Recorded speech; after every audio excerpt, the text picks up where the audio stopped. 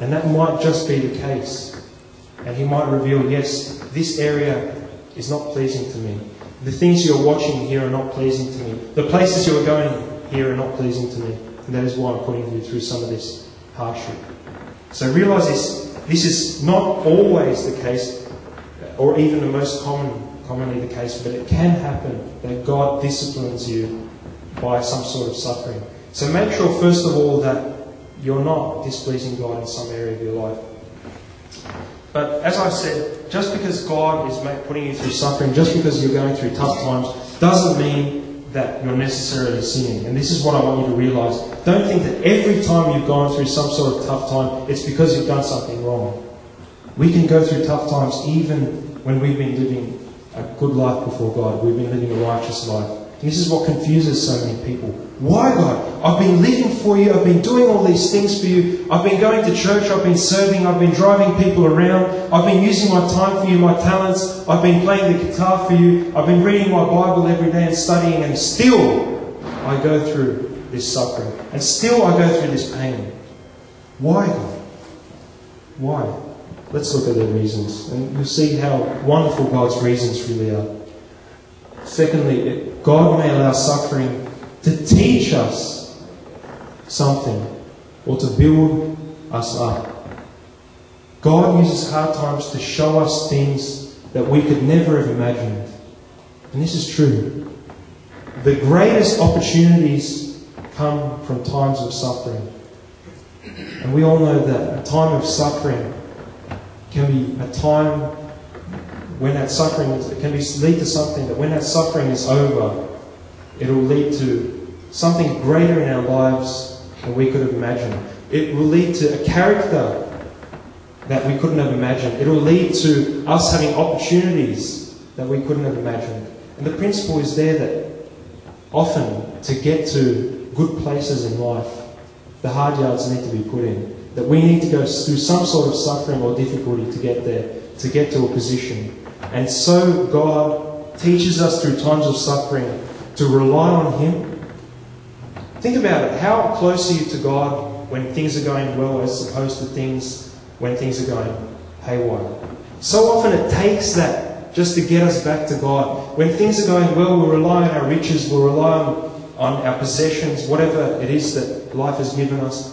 But when things are bad, we are reminded to rely on God. We are reminded of our need for Him, our helplessness without Him. So times of suffering will really strengthen our spiritual relationship. They'll show us our need for God. They'll build up that relationship with God. They'll teach us practical skills. So often we need to resort to things that we haven't ever experienced in tough times. How to talk to people, how to encourage people, how to get through certain situations. So God, by putting you through that tough time, can be teaching you something really practical, something that you'll be able to put into practice later in life. He'll teach us patience and endurance. How easy is it to be patient when things are going well? I can sit in my car and be very patient when there's no traffic on the roads. And think, yeah, I'm quite a patient person. Wow. I'm driving and I'm not getting angry. But how easy is it to be patient when you're running late to some important deadline? There's really bad drivers in front of you going at 20 k's below the limit, and there's traffic everywhere. See, during that tough times is when our character is really revealed and when our character is really built. It's easy to be a good character when times are good, but it is so much harder when the times are pressing, when the times are difficult. So God teaches us these wonderful things, patience and endurance, and we know how useful these are in glorifying God, how useful these are for dealing with people in life. He doesn't want us to live a good life yet and then get to this stage where we're unable to use any of these skills. We're just going to crash when the first difficulty comes. So that's why He allows these times to come. Times of suffering also allow us to empathise with others. Empathy is to express some sort of knowledge that you can understand what someone else is going through, that you can feel with them. Can you feel with someone if you haven't gone through some sort of difficult situation? Can you say everything's alright? I know what it feels like if your life has been easy and smooth sailing all the time. We see it there that God puts us through this time so that we can use it to benefit others. And we'll talk about that in the next slide more. It's interesting here that I've got a picture there of a diamond, the shining, beautiful diamond. This diamond starts off as a pretty ugly sort of rough stone. Some of them not even clear. But we see that by the cutting of that diamond, by putting that diamond under extreme conditions where it has to be cut, where it has to be carved down, where it gets really hot, it is turned into something really beautiful. And so it is when we go through tough times, we might be really suffering, we might be wounded, we might be going through such things that we can't imagine we'll ever even get out of. But see it this way, that you are this diamond that God is making into something beautiful. That God is making into something which will bless many other people. That you will be really a wonderful result. There will be wonderful results at the end of your suffering. So we have this wonderful image that I was told. Another image you might have already heard me say. But if you look up there, I've got a picture of the tree. This is a tree that's been cut in cross section. We see the rings. Each ring corresponds to a year of growth in that tree.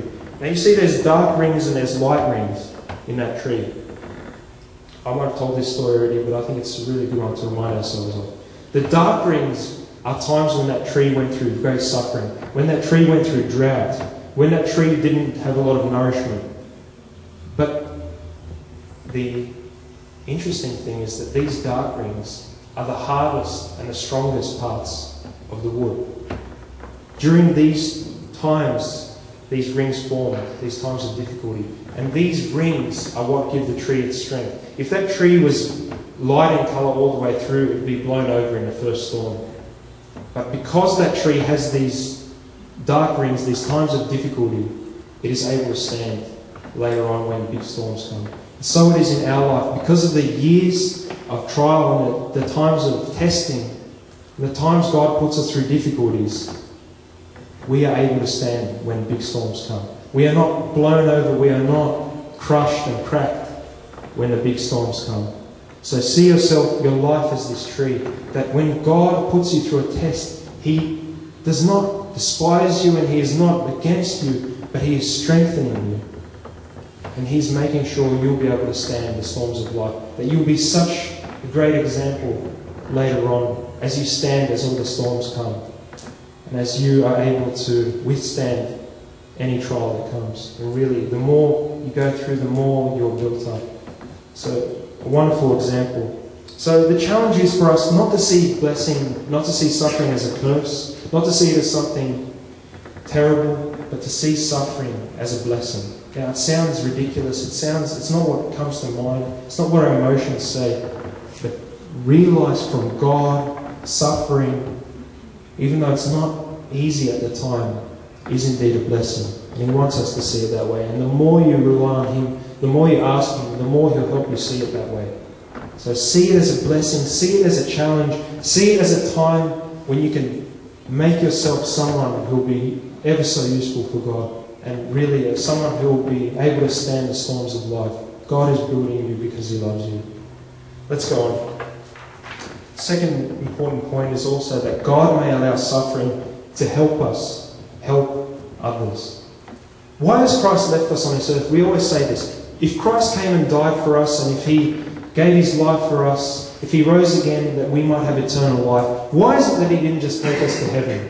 Why is it that He left us on this earth? Was it so that we could, go through tough times? Was it so that we could enjoy this life? We realise this life is nothing compared to what we'll experience in heaven. The joy it will be to be in the Lord's presence, and to be in the presence of our very Creator. Why then has He left us on this earth? It is purely on a mission for others. Because there are people in this world who need God. There are people in this world who need to hear about God. And there are people who are suffering without God in this world.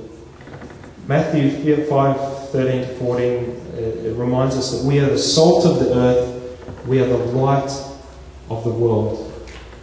Look at that lighthouse, it shines its light so far that it guides the ships away from the cliffs.